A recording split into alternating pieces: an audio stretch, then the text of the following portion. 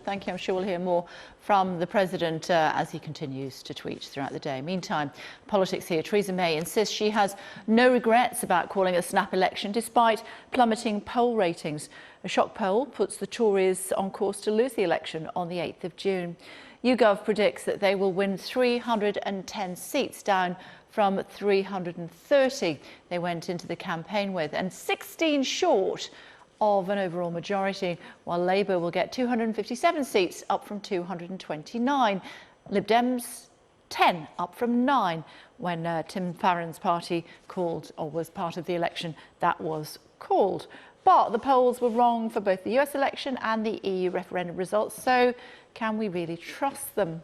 Joining us to discuss this is the head of political and social research at YouGov, Twyman, who is in Cambridge, and also Michael Mozeski, former Conservative election campaign manager whose agency London Advertising predicted the results of the Scottish referendum, the 2015 general election and also the EU referendum. He's in our Westminster studio. Hello to you both. Thank you very much indeed for joining us on Sky News this afternoon. Joe, to you first of all. You got it wrong last time. Why are you getting it right this time? Well, we've gone to a lot of efforts to identify the areas where we weren't contacting people in enough numbers compared to where we needed to be representative of the whole population.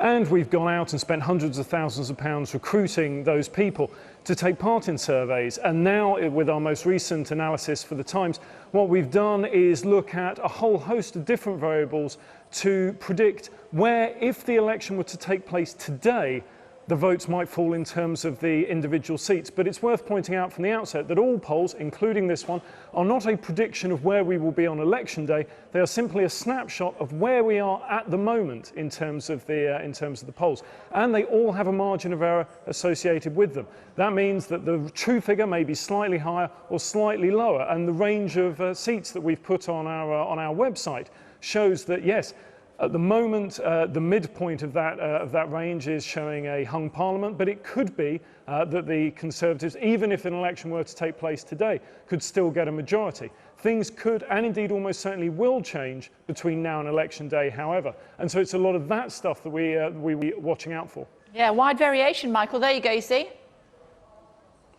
Well, I think the first point is that this isn't actually a poll, as YouGov said in their own website. They call it a study, and it uses the words multi-level regression and post-stratification technique, which sounds very much like they are positioning themselves as experts, which have perhaps gone out of favour. I think the point here is that this is wholly irresponsible. It's a new technique that hasn't been applied before.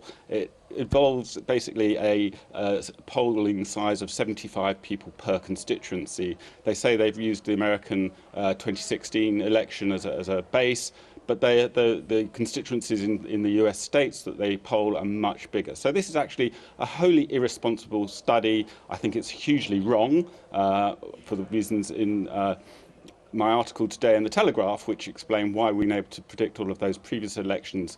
For example, we said Vote Leave would get 52% and the outcome was 51.9%. So I think that the media and the political parties spend many millions of pounds. It's not YouGov funding this sample size of their own pockets. They charge for this. And if I was the media or the political parties, I'd be asking for my money back, because you'd have more success predicting the election by tossing a coin than looking at YouGov previous predictions. Oh, there you go. That was a bit of an emoji eye roll there, Joe. Go on. I would reject the idea that this is anything other than a scientific approach to these things. The suggestion that we always get things wrong is just not borne out. The suggestion that we have not used this technique before is not even accurate. If you go onto our website, you can see the success that this technique, this modelling technique of the sample data that we have, 7,000 surveys a day, every day, collected and aggregated. We ran a very similar process for the 2016 EU referendum, and actually it predicted that we would leave. And so we are confident that it will be accurate in this respect. And to say, all right, well, the result at the moment is going to be different on polling day. Well, I completely agree. It may very well be different on polling day. We don't know how things will change. The reason that the polls are conducted is to provide insight to where the situation is at the moment and why that is the situation. And so it's from the polls that you can identify, for instance, the fact that young people overwhelmingly are favouring Labour, that older people overwhelmingly favour Conservative. You're not going to get that from interviewing a few or simply from talking about canvass returns or speaking to pundits. It's the polling that gives the information and the granularity of this, and that's why we are paid not just for our political polls, but for the 95% of our work that is not political polls, embracing the experts we have in this country, such as Ben Lauderdale from the London School of Economics, and abroad, Doug Rivers from the University of Stanford and his team of data scientists work extremely hard for YouGov to ensure that we are in the best place possible. Can I promise that on election day the result will be the same as this? No, of course not. Okay. It's very likely that things will change, and may change significantly. We've seen up until this point that there have been huge movements in the poll, given the fluidity of the public opinion. We hear you, Michael. Well, the YouGov poll just before the EU referendum said Remain would win by 4%. As a result, the pound jumped. We've just seen their study announced this morning in the Times, and sterling has plummeted, which means it's going to add to UK inflation. It's going to make anyone going on holiday their pound worth less. This is irresponsible in the way that they are presenting this information, and they are going to be wrong. I can assure your viewers. If we have this poll, should we not publish it? Is that the claim? Is the claim that when we have conducted this work, we have conducted this study, we should not publish? Or should we publish in a transparent way and make it clear that there are caveats attached to this, that there is a margin of error, and that it is then up for people to go onto our website and make the judgment for themselves? Is the claim that we should simply not publish? Because surely that would be bias in its own way. Michael? I don't suggest that you shouldn't publish what you think, but you should certainly caveat that this particular study is not a poll, and that's how it's been reported. I think that it's actually the way that the methodology has been done is unsound, and I think that the events will prove themselves right. Remember, the YouGov also suggested that just before the general election in 2015, that the vote share would be 34% for Labour and Conservative. It was wrong by 6%. It was wrong 4%. And these are at the last minute polls, not polls during the election campaign. So I just say that your track record isn't very good, and I stand by my track record. My own track record stands for itself. Go. And you told Advertising Age that Hillary Clinton would win by 10 to 20%.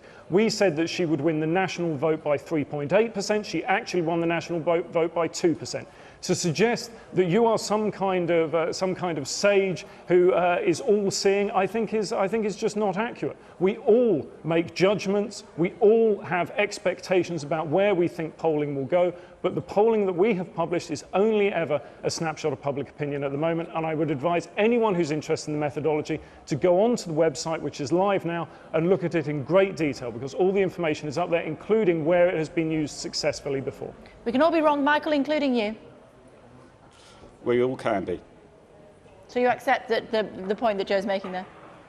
Yes, absolutely. The point about the UK elections is we actually go out and talk to people. What we do in our what we call polling calibration methodology is very simple. We take all of the different polling data from all of the different companies, including, for example, Comres, which is showing a 12% lead for Conservatives and 100 majority, and we apply what we do in advertising, which is understanding consumers and their behaviour, and we do that in the UK. Okay.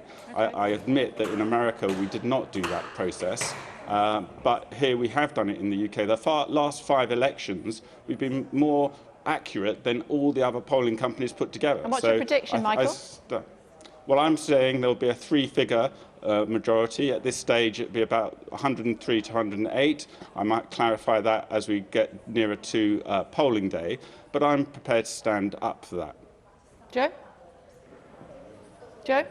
Well, I think we don't, as I say, our poll is not a prediction. It's simply a snapshot of where we are at the moment. My judgment, based on the 5 elections that I've worked on, suggests that given the Prime Minister is ahead on prime ministerial ratings and economic ratings, as I wrote in the Times last month, will suggest that they're still in a good position to achieve a majority. I don't think it will be a 3-figure majority, but things may very well change with events like tonight in Cambridge and for the remainder of the campaign. Yeah, events, dear boys, events for now. Thank you very much indeed, both of you. We appreciate it. Thank you.